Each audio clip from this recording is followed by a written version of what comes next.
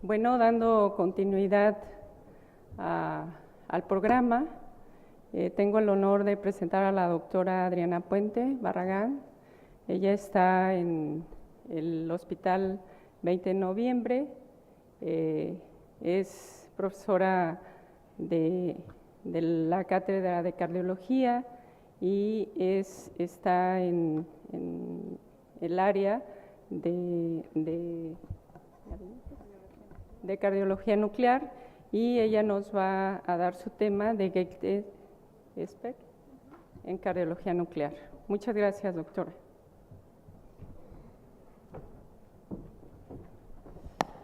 Pues muy buenos días y muchas gracias por acompañarnos de nuevo. Ya tuve el gusto de estar con ustedes el día de ayer en el podio. Bueno, muchos de ustedes ya me conocen.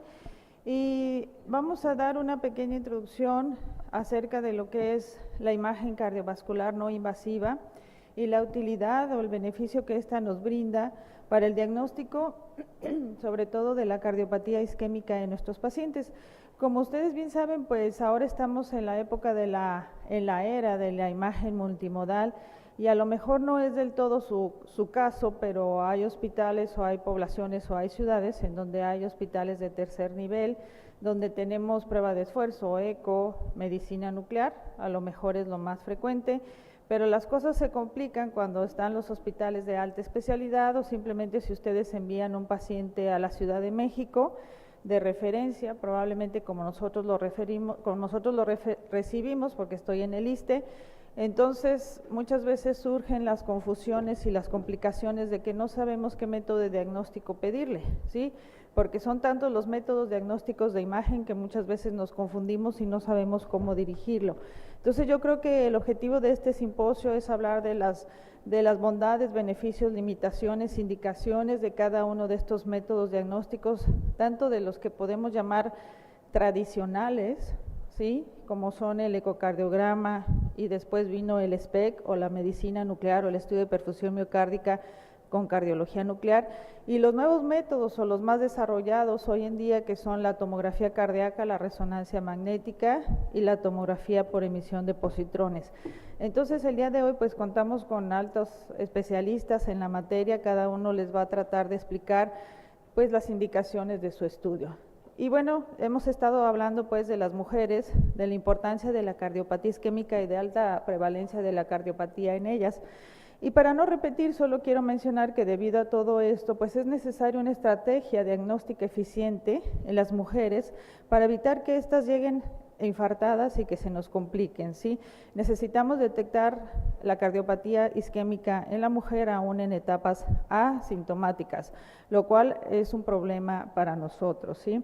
Como vemos, es un gran problema porque la prevalencia va creciendo a partir de que se incrementa la edad y los factores de riesgo, pero hoy en día también tenemos cardiopatía isquémica en este grupo de mujeres jóvenes, adultos jóvenes, en donde muchas veces nos caen repentinamente y con sintomatología típica.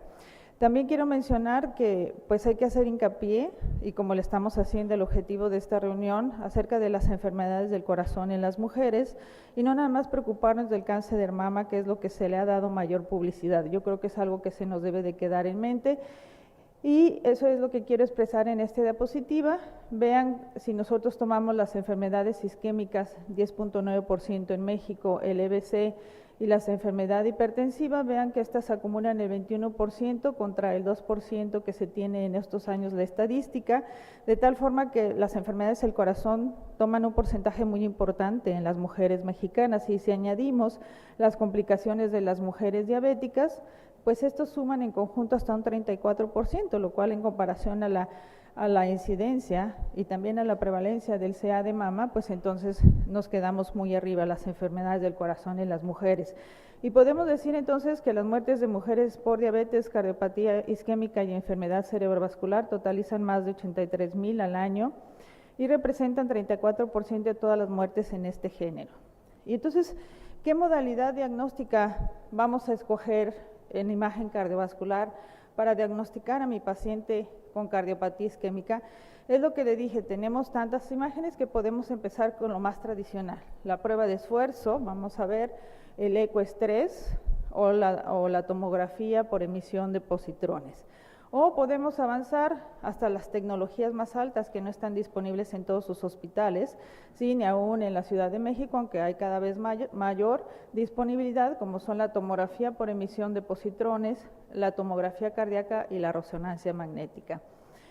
Entonces veamos, existen algunas veces complicaciones en las guías y en los algoritmos de estudio y en los artículos, cuando buscamos artículos de imagen y mujer, porque no se incluyen, como en muchas otras ramas de la cardiopatía isquémica, no se incluyen muchas mujeres. La población de mujeres en los estudios de imagen ciertamente es limitada. Entonces, por eso, a la hora que queremos buscar cómo diagnosticar a mis mujeres por imagen, nos encontramos con esa limitación, y la mayor inclusión de los estudios de imagen son de hombres, como lo ven aquí. Y esto es porque no tenemos síntomas claros. Muchas veces entonces las mujeres llegan ya infartadas y no nos da tiempo, por estos síntomas atípicos, de que sean incluidas en los estudios de imagen que se hacen a nivel internacional. Pero ya adentrando un poco al tema, veamos qué tengo que saber primero para escoger el estudio de imagen cardiovascular en mi paciente. Lo primero, como en todo, tengo que estratificar el riesgo de la mujer enferma. De acuerdo a Framingham, la existencia de 1, 2, 3 factores de riesgo. Y así voy a establecer el riesgo pretest de mi paciente. Y veamos entonces que los estudios de imagen cardiovascular van a tener un mayor beneficio, o me van a aportar mayor información diagnóstica en aquellas mujeres que son mayores de 50 años, o otra vez en edad postmenopáusica, con múltiples factores de riesgo y que tienen un riesgo pretest intermedio alto, con síntomas típicos para angina o síntomas atípicos o probables para angina. En esto es donde, cuando mi estudio de imagen cardiovascular me va a aportar mayor beneficio en la información diagnóstica de mi paciente si yo le realizo un estudio de imagen. Otro grupo va a ser aquel grupo de mujeres menores de 50 años en riesgo intermedio pretest, pero que definitivamente debutan con una angina típica o un cuadro de angina típica. En estos grupos de pacientes que les menciono aquí es donde tiene el mayor valor diagnóstico la imagen cardiovascular no invasiva para la detección de cardiopatía isquémica. De tal manera que los objetivos y el objetivo de este simposio pues es identificar la enfermedad o la presencia de enfermedad arterial coronaria y establecer las bases para el tratamiento preventivo o las intervenciones en este grupo de mujeres. Actualmente, mayor número de mujeres son llevadas a un cateterismo diagnóstico y se les ofrece una terapéutica, ¿sí? Debido a esto, son más incluidas a los beneficios de la imagen cardiovascular, a los diferentes métodos, y esto nos provee de una mejor detección de enfermedad arterial coronaria, una detección temprana, tener en nuestras mujeres unas mayores opciones de tratamiento, una mejor sobrevida y menor mortalidad. De tal forma que, de manera general, con esto que les dije, ¿con qué idea me puedo quedar? Me puedo quedar que en aquel grupo de mujeres asintomáticas con riesgo pretest bajo, el objetivo, si yo tengo duda y de establecer el diagnóstico, es detectar la presencia de enfermedad arterial coronaria, donde yo debo de iniciar con los métodos diagnósticos más inocuos, más tradicionales, como sería la prueba de esfuerzo, ¿sí? Ya que si yo me voy, por ejemplo, a realizarle un PET o una resonancia magnética de primera instancia en este grupo de mujeres, voy a tener una alta incidencia de falsos positivos. Del otro lado, a su derecha, está el grupo de mujeres sintomáticas con riesgo pretest intermedio alto, donde no solo quiero diagnosticar la presencia de enfermedad arterial coronaria, sino también quiero estratificar el riesgo, ¿sí? ¿Cuál va a ser su riesgo de que se me muera, de tener eventos cardiovasculares? En este grupo de alto riesgo y riesgo intermedio es en el que definitivamente está indicado el estudio de imagen cardiovascular para estratificar el riesgo y pronóstico y tomar una decisión terapéutica. Entonces yo creo que este es un algoritmo sencillo del cual podemos partir para entender las diversas modalidades de imagen que vamos a desarrollar a continuación. Y bueno, empezamos desde la prueba de esfuerzo, los beneficios que brinda el ecoestrés, el SPECT de perfusión miocárdica, la tomografía computarizada, el PET, la resonancia magnética, Y vamos a ver entonces en este simposio qué diferencias existen, qué limitaciones tiene cada método diagnóstico, cuáles son sus indicaciones, ventajas, desventajas, etcétera.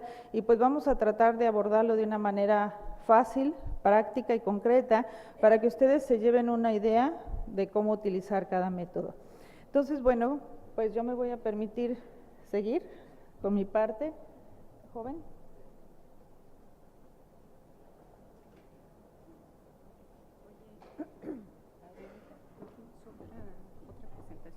Sí, yo sigo. No, porque sí, estabas y luego sigue Pati. Es que ya di la introducción, pues sigue.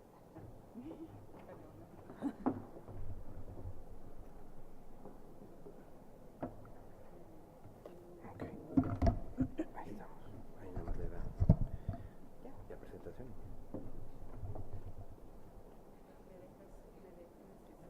Presentar a la... Ah, sí.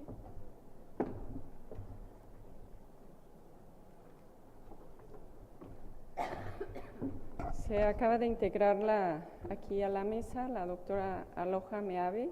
Ella es jefa de resonancia magnética del Instituto Nacional de Cardiología y vamos a estar coordinando junto con ella esta mesa.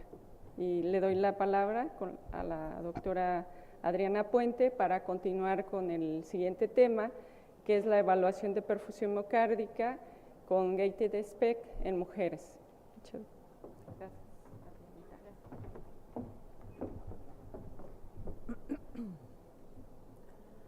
Bueno, pues como ya les dije, el estudio de perfusión miocárdica con gated SPECT tiene varias utilidades en la detección de enfermedad coronaria en la población en general, lo cual puede ser aplicado a la población femenina, y es la detección de enfermedad arterial coronaria, la valoración de la viabilidad miocárdica, la estratificación de riesgo para tomar una decisión terapéutica, saber qué mujer en este caso debe de ir a un cateterismo y ofrecerle una intervención terapéutica, la valoración en los procedimientos por revascularización o la valoración preoperatoria en cirugías no cardíacas.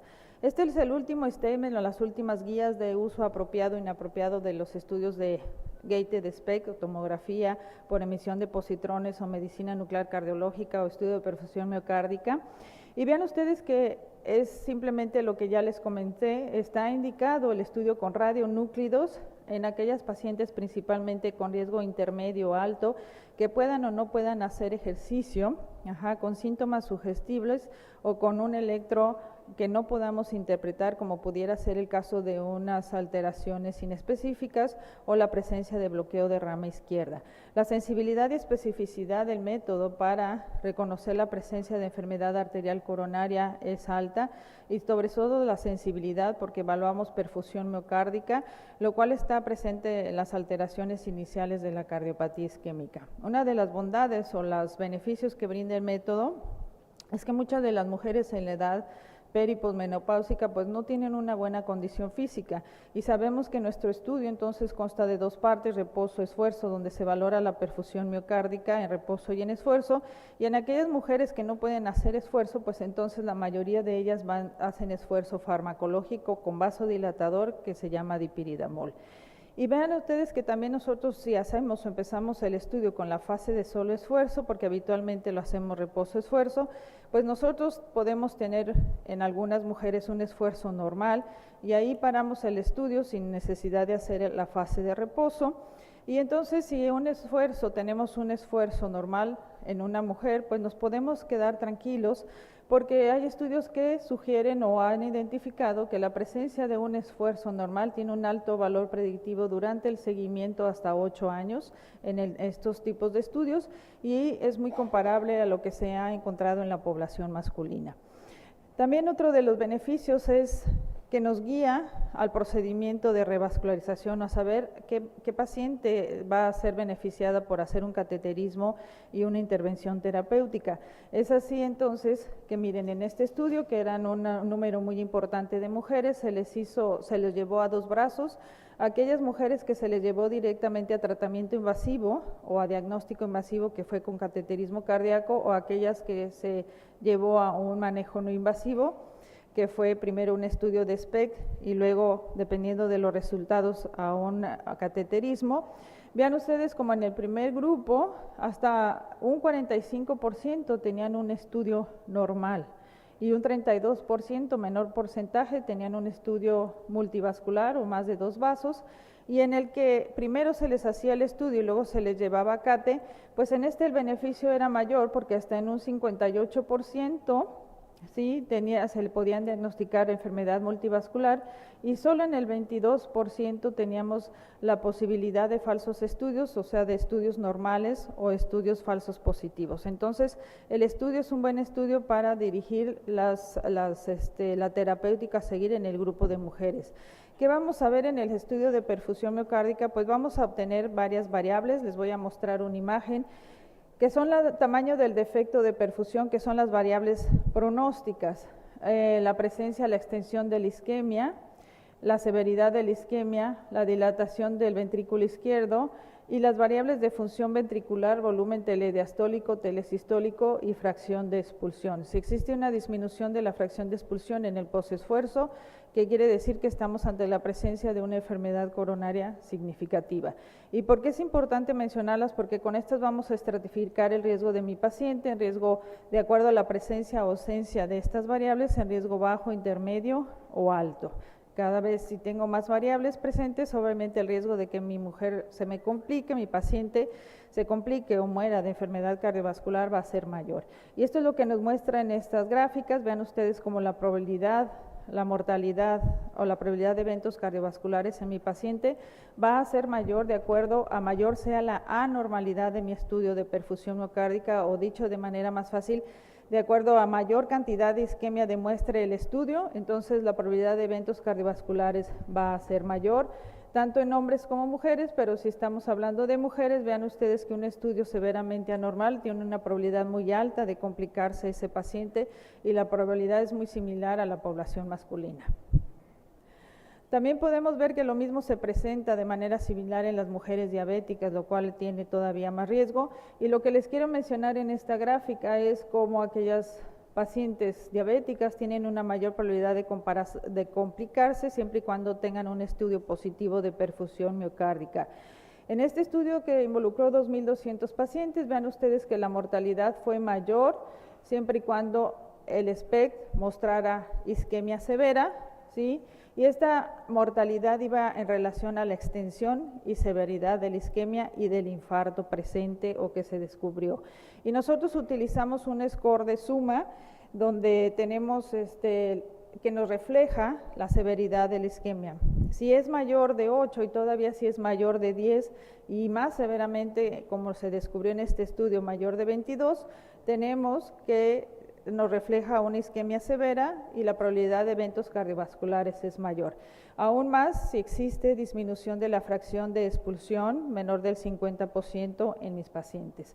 De tal manera que estas dos variables tienen alto valor predictivo para detectar o predecir los eventos cardiovasculares durante el seguimiento. Y obviamente si yo descubro la presencia de isquemia en el estudio, pues entonces entre más vasos o más territorios anatómicos involucrados estén presentes, pues mayor va a ser la probabilidad que desarrolle eventos cardiovasculares. Y entonces, ¿cómo voy a dirigir los estudios de medicina nuclear en mi paciente? Bueno, pues como ya lo dije, en la evaluación invasiva de mujeres de bajo riesgo, vean cómo y en mujeres asintomáticas, vean cómo la prueba de esfuerzo tiene un alto valor predictivo. Como ya lo mencioné, si mi paciente no tiene una buena capacidad funcional o si puede hacer mayor de 8 METs, pues entonces va a tener aún la presencia de un estudio normal, aún con una baja capacidad funcional y es negativo, bueno, pues durante el seguimiento va a tener una baja probabilidad en este grupo de mujeres asintomáticas de complicarse. Muy diferente es en el grupo de mujeres sintomáticas que el tener una baja capacidad funcional equivale a hacer una baja cantidad de METs o tener un estudio con vasodilatador, como ya lo comenté, pues positivo va a tener una alta probabilidad de eventos cardiovasculares. Entonces, en este grupo de mujeres asintomáticas de bajo riesgo hay que iniciar nuestro estudio con prueba de esfuerzo. le llamamos así comúnmente, es de tamaño normal, es la cavidad ventricular izquierda. Del otro lado, la función o la curva de función ventricular, pues nos muestra una función ventricular normal con volúmenes al final de la diástole sístole normales y movilidad y engrosamiento normal de todas las paredes. Es así como se les presenta el estudio de perfusión miocárdica. Y de otra forma, pues tenemos el estudio de las pacientes con alto riesgo o riesgo intermedio, que son estas pacientes diabéticas que tienen un electrocardiograma de reposo anormal o cuestionable dudoso y que también tienen dudosa capacidad funcional, en donde también se pueden agrupar, si estamos hablando de mujeres, a aquellas con síndrome metabólico, poliquistosis ovárica, que ya hemos aprendido que es factor de riesgo o predisponente, y aquellas que manejan un score de calcio alto. Este grupo de pacientes va a ser el de riesgo intermedio alto, y entonces en este grupo de pacientes pues es válido como ya, o las que tienen un electro que no es diagnóstico, bloqueo de rama izquierda, está indicado los estudios de imagen, en este caso hablo perfusión miocárdica con gate de SPED o estudio de medicina nuclear, y de acuerdo a los resultados, si el estudio es normal o de bajo riesgo con las variables ausencia o presencia de las variables que ya les comenté, entonces este paciente sería candidata de seguir a tratamiento médico. Si el estudio es anormal, ¿verdad?, de moderado o alto riesgo, entonces sería una candidata a llevar a cateterismo cardíaco para decidir qué terapéutica vamos a seguir en esta mujer. Y este es un ejemplo muy diferente al que vieron. Tenemos reposo y esfuerzo, y vean cómo desde el reposo tiene lo que nosotros decimos un defecto de perfusión, que es comparable con un infarto al miocardio, el cual se hace más severo en el estrés, quiere decir que está haciendo isquemia, la cavidad ventricular está dilatada, se abre, se dilata al posesfuerzo, la curva de función ventricular tiende a aplanarse porque tiene disminución de la FEV en el postestrés y se están incrementando los volúmenes diastólicos y telesistólicos. Si ustedes recuerdan, es aplicable entonces aquí la clase de fisiopatología que tuvimos con el doctor Mini y todo esto de la fracción de expulsión y volúmenes el día de ayer, pues es lo mismo, solamente que expresado en un estudio de imagen. ¿Y cuál es la importancia de esto? Bueno, pues la importancia es que en estas pacientes en las que detectamos isquemia y que tienen un estudio de riesgo intermedio alto, debemos de ofrecerle una terapéutica de revascularización, ya que en presencia de isquemia, si no la revascularizamos, pues entonces el riesgo de que se me compliquen o la mortalidad cardiovascular va a ser mayor en comparación a aquellas que tienen un estudio completamente normal y no tengo necesidad de llevarla a alguna terapia de revascularización o cateterismo. Esta es la importancia del estudio cuando nosotros detectamos anormalidades. Y otra pauta, otro beneficio que da el estudio es la viabilidad miocárdica. ¿En quién la voy a estudiar? Sobre todo en aquellas mujeres que tuvieron un infarto grande, donde el objetivo terapéutico es en aquellas pacientes con miocardiopatía isquémica, pacientes infartadas con corazones grandes, disminución de la FEV, donde mi objetivo principal es guiar un procedimiento de revascularización, saber a quién voy a operar o saber a quién voy a llevar a cateterismo para ponerle un stent, ¿sí?, o llevarla a revascularización. Dentro de la medicina nuclear hay varios métodos para diagnosticar viabilidad.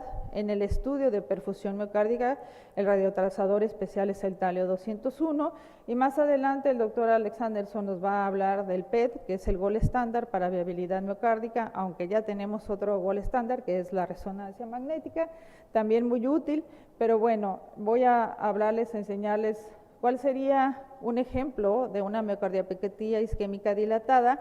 Un corazón muy grande, diferente a los que ya vimos, ¿sí? Vean cómo la ruedita pues no se llena porque tiene un hueco en la pared inferior y lateral, equivalente a un infarto extenso muy importante, en un ventrículo muy dilatado, muy grande, como globo, digámoslo de alguna manera.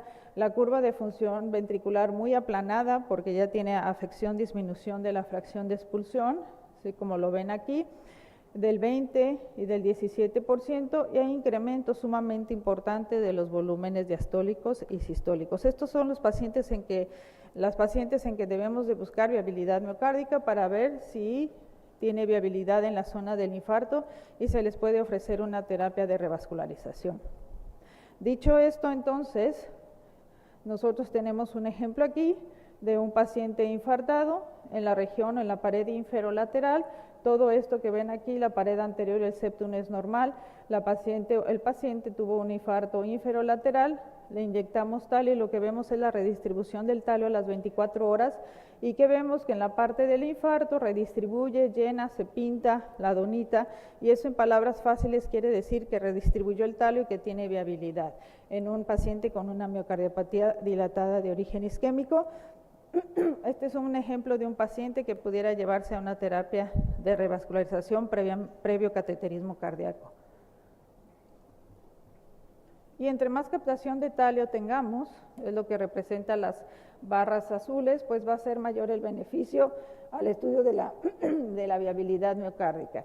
Y también el beneficio es en relación a la revascularización, aquellos pacientes que tienen tejido viable, pues van a tener una mejor sobrevida. Aquellos pacientes que tienen tejido viable y no se revascularizan o se siguen con tratamiento médico, pues se van a morir más o tienen en el seguimiento mayor complicaciones. De tal forma que, ¿cuáles serían mis conclusiones?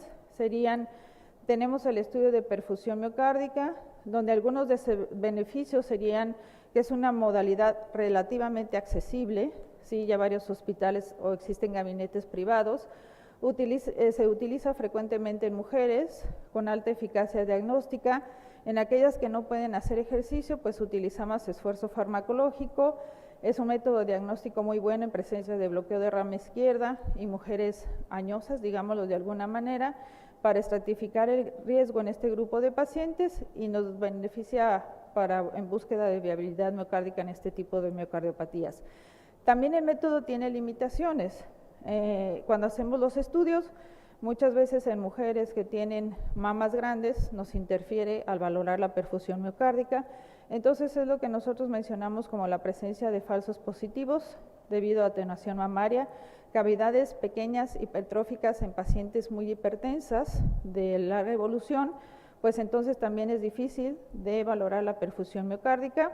Y en presencia de enfermedad microvascular, pues o en casos de enfermedad trivascular, vamos a ver cómo existen otros métodos diagnósticos que nos van a ayudar mucho mejor a la detección de la isquemia miocárdica en las pacientes.